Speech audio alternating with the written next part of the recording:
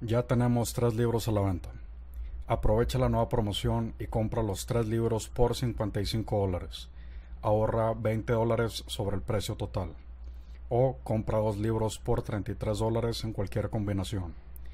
Para más información y solicitar las demostraciones, manda un email al correo que aparece en pantalla.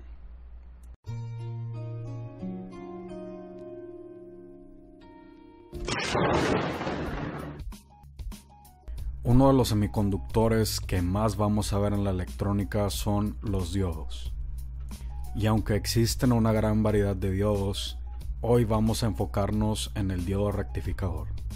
El diodo rectificador fue uno de los primeros semiconductores en desarrollarse e implementarse de manera comercial.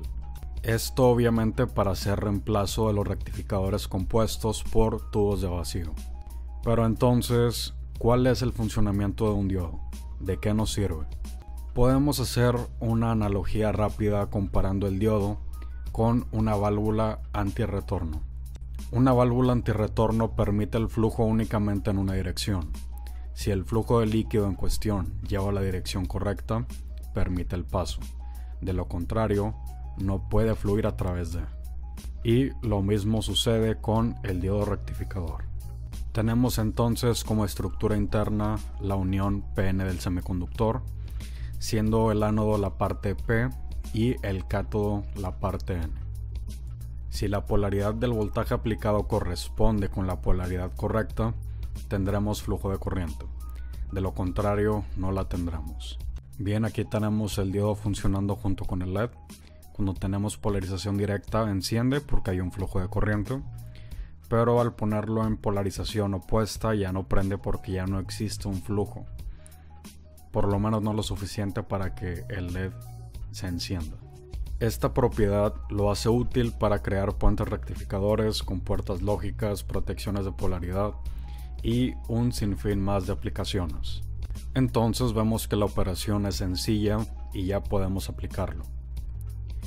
Pero no tan rápido. Como siempre hemos dicho en este canal, antes de implementar un componente primero debemos revisar el datasheet. Por lo tanto, el objetivo del video no será sobre las aplicaciones, sino más bien cómo comprender el datasheet. Para este caso vamos a revisar el datasheet del diodo 1N4007, el cual es un diodo rectificador muy popular y muy sencillo de conseguir. Lo primero que vemos es el case, las aplicaciones típicas y la información física. Tenemos que el diodo se presenta en un encapsulado DO204. Las aplicaciones típicas son de rectificador para fuentes de poder y diodos anti-flyback. Y como información física relevante nos indica que la banda de color blanco indica el cátodo. Ahora vayamos a los ratings máximos. Primero tenemos el voltaje de pico máximo repetitivo en polaridad opuesta que puede soportar el diodo.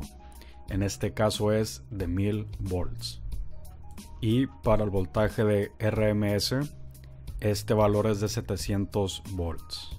Por último, el voltaje de bloqueo máximo en corriente directa es de 1000 volts. Cabe recalcar que este valor indica el bloqueo máximo en polaridad opuesta. Pasando este valor dejaremos de tener el bloqueo y fluirá la corriente inclusive teniendo la polaridad opuesta. Tenemos ahora la corriente de flujo máxima en polaridad directa. Esta es a una temperatura de 75 grados centígrados o menor y este valor es de 1 ampere. Este es uno de los valores que más nos interesa, pues es el parámetro que más nos podría importar, sobre todo como aplicaciones en puentes rectificadores. Por ejemplo, si ocupáramos que el puente de diodos entregue 3 amperes, no vamos a implementar un diodo como este que puede soportar continuamente 1 ampere. Ahora tenemos los valores de corriente máxima, pero en picos no repetitivos. Tenemos periodos distintos para estos picos, en este caso de 1, 2 y 5 milisegundos. Y a una temperatura de 25 grados centígrados. Y tenemos que estos picos disminuyen en valor máximo en función al incremento del periodo. Es por esto que hay que tener mucha precaución con los picos de corriente que puedan surgir, porque es muy fácil quemar el diodo. Y por último tenemos los valores de temperatura de operación, tenemos que es de menos 50 grados centígrados a 150 grados centígrados. Pasemos ahora con las características eléctricas. El primer valor es el valor máximo de caída de voltaje. Los diodos necesitan de un voltaje mínimo para poder, en resumidas cuentas, activar la unión PN y crear el flujo de corriente. Este valor representa una caída, ya que si por ejemplo tenemos de ánodo a 0 volts un voltaje de 5 volts, y en este caso el voltaje de caída es de 1 volt a 1 ampere, en el cátodo tendremos, por así decirlo, 4 volts. Bien, ahora vamos a ver las diferencias de voltaje en la entrada y en la salida, o en el ánodo y el cátodo. Y ya podemos deducir que vamos a tener un voltaje de caída de aproximadamente 700 milivolts. Vamos a medirlo. Y casi 678 milivolts, que sí está dentro de las características de la gráfica. Después tendremos el valor de corriente de fuga. Este valor es la corriente que va a fluir en el caso de polaridad inversa. Estos valores aplican para voltajes iguales o menores al voltaje máximo de bloqueo, que en este caso era de 700 volts RMS para alterna y directa 1000 volts, y siendo temperaturas de 25 y 125 grados centígrados. Entonces tenemos que estas corrientes de fuga son de 5 microamperes y 50 microamperes. Por último tenemos la capacitancia de la unión PN. En este caso, a un voltaje de operación de 5 volts y una frecuencia máxima de 1 MHz, tenemos una capacitancia de 15 picofaradios, y ya sabemos qué ocurre con capacitancias y señales cuadradas. Posteriormente tenemos la resistencia térmica. La que nos importa más en este caso es la de ambiente, ya que no es muy común ver estos diodos montados en un disipador. Ahora, ¿a qué potencia se refiere? Se refiere a la potencia disipada en forma de calor, obviamente. La potencia disipada o pérdida es el producto de la caída de voltaje o VF y la corriente de operación. Como vimos anteriormente, tenemos una caída de voltaje de 1.1 volts a 1 ampere. Las variaciones podemos verlas en la siguiente gráfica.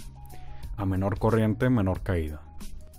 Entonces, si tenemos una corriente de 1 ampere y un voltaje de caída de 1.1 volts, tendremos una potencia de pérdida o disipada de 1.1 watts. Según el datasheet, la resistencia térmica del diodo es de 50 grados centígrados por watt. Pero ojo, este es un valor incremental y no absoluto. Quiere decir que tendremos un incremento de 50 grados centígrados. Si la temperatura ambiente es de 30 grados centígrados, entonces la temperatura de operación del diodo será de 80 grados centígrados. ¿Y qué sucede con los semiconductores al elevarse a estas temperaturas? Como podemos ver en la siguiente gráfica, la corriente máxima disminuye en función al incremento de temperatura. En nuestro caso, 80 grados centígrados, ya comenzaríamos a ver pérdidas y posiblemente tener problemas. Bien, como conclusión ya aprendimos a revisar los parámetros más importantes en el diodo rectificador previo a darle una aplicación. Posteriormente haremos videos sobre aplicación junto con cálculos necesarios y consideraciones de diseño en su video propio. Nos dedicamos al diseño en ingeniería electrónica y CAD. ¿Tienes algún proyecto en mente y necesitas a alguien que se encargue de desarrollarlo? Nos especializamos en automatización, domótica, sistemas de comunicación remota y electrónica de potencia. Nos encargamos desde la etapa de diseño, software y producción de PCBs junto con el ensamble. Envíanos un email a prisma.sem.contacto@gmail.com para poder contactarnos y pedir una cotización. Síguenos en la página de Facebook Electrónica Avanzada, donde podrás ver todas nuestras actualizaciones y publicaciones diarias. Suscríbete al canal y dale click a la campanita para que recibas notificación instantánea al momento de salir un nuevo video. Subimos videos los